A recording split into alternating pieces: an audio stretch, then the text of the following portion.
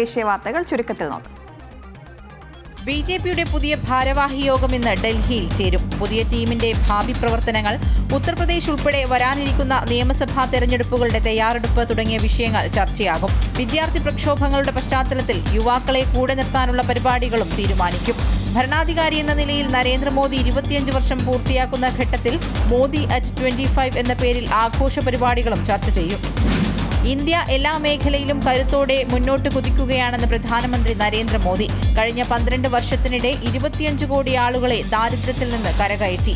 ലോകത്തിലെ ഏറ്റവും വേഗത്തിൽ വളരുന്ന വലിയ സമ്പദ് വ്യവസ്ഥയായി ഇന്ത്യ തുടരുമെന്ന് അന്താരാഷ്ട്ര ഏജൻസികൾ വരെ റിപ്പോർട്ട് ചെയ്യുന്നതായും പ്രധാനമന്ത്രി ഇക്കണോമിക് ടൈംസ് കോൺക്ലേവിൽ പറഞ്ഞു.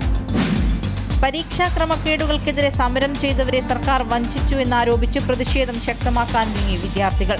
സർക്കാർ ആവശ്യമായ വിശദീകരണം കോടതിയിൽ നൽകാത്തതുകൊണ്ടാണ് പരീക്ഷ റദ്ദാക്കിയ നടപടി കോടതി സ്റ്റേ ചെയ്തതെന്ന് വിദ്യാർത്ഥികൾ ആരോപിച്ചു. ജാതി അടിസ്ഥാനത്തിലുള്ള സംവരണത്തിനെതിരെ വിലക്കുകൾ ലംഘിച്ച് ഡൽഹിയിൽ ജന്തർ മന്ദറിൽ രാത്രിയിലും വൻ പ്രതിഷേധം. ജന്തർ മന്ദറിൽ ആർക്കും പ്രതിഷേധത്തിന് അനുമതി നൽകിയിട്ടില്ലെന്നും നിരോധനാജ്ഞ നിലനിൽക്കുന്നതായും ഡൽഹി പോലീസ് അറിയിച്ചിരുന്നു.